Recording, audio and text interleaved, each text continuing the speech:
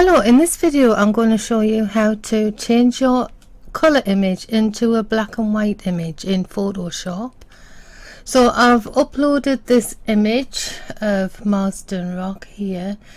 Now to change this into a black and white, if you just make sure it is highlighted in the layers panel here, and then if you come down to this this adjustment panel, and then if you go into black and white, you can change the different levels.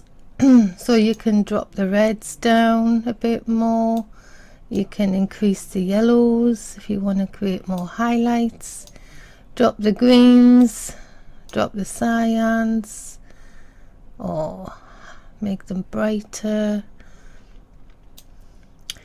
You can drop the blues or make them brighter. It's your choice. The magentas you can choose as well on here, but I don't think there's much magenta in this image anyway.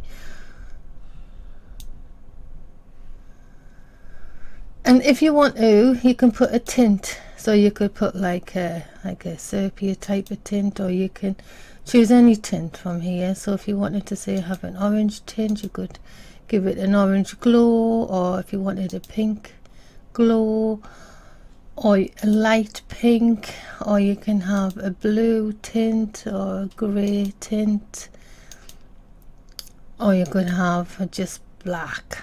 So you can choose, if you wanted, you can choose a tint. Let's just have a look at some of them, like a red, deep red. Or you can just untick it. So I'm just going to untick it so it doesn't have any tint on there, it's only black and white. You could go down the use default, and that will just automatically change it for you. Or you could use blue filter, darker, green filter, high contrast blue filter, high contrast red filter, infrared lighter, maximum black, maximum white, neutral density, red filter, yellow filter. So they're like presets you can use. I quite like the maximum black because it adds such a strong contrast to the rest of the image. So I'm going to keep that. Just going to click on the crop. So that's the maximum black, and you can change it. You can highlight certain parts if you go into the dodge tool. So first of all, I'm going to flatten the layer down. It's easier if you flatten the image. So now I've only got the one layer.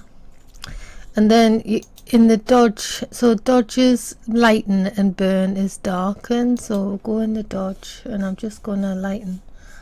Just make this brush a bit bigger by hitting the square brackets, and then I can just lighten parts of it up, and it just gives it a more of a 3D image.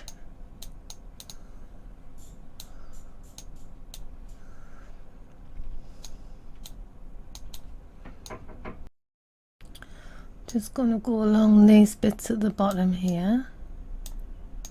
They're a bit too dark, I think.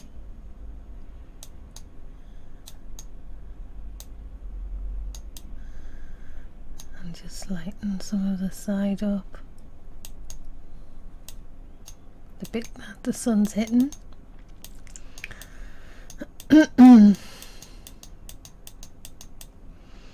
So when you've lightened up the parts you want to lighten up, you can then go in and you can go into the burn, and then you can darken parts that you want to darken a bit more. So if you want to darken that, It looks like this rock's gonna split into half. It's got a deep crevice all the way across it like that. And one of these days that might just topple off. So you can just choose certain areas to darken. I think most of it's quite dark already. Doesn't need any more, I don't think. But what you're doing is you're adding strong contrast, and that's what black and white images are for, really, just to show you the contrast in the texture of the object. There's a lot of strong contrast in that rock already, and it just makes the rock a bit more interesting to look at. If we zoom in on it, you can see all the different crevices.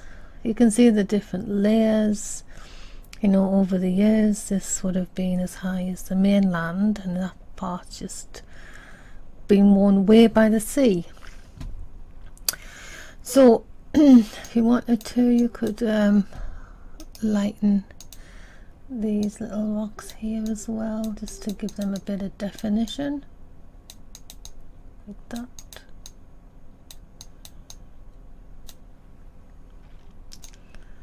And lighten the foreground. You can even lighten the sea as well with the dodge. Make it all white if you wanted it all white. You could do that.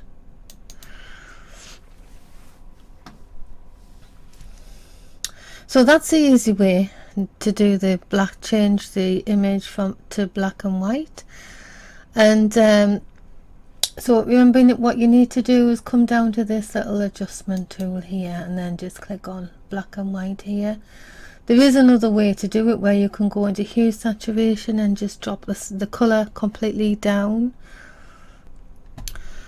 So to do, if we just unlock that, so to do the saturation way, you just click on hue saturation, and then you just drop down the saturation like that, and then you can increase this whether it's light or dark, and then you can change this as well. So reds, you can change the saturation of these as well. So it's a different way to do it, but I prefer using the black and white, and then you've got control over all of these colors here. So thank you for watching this video. Until the next one, bye for now.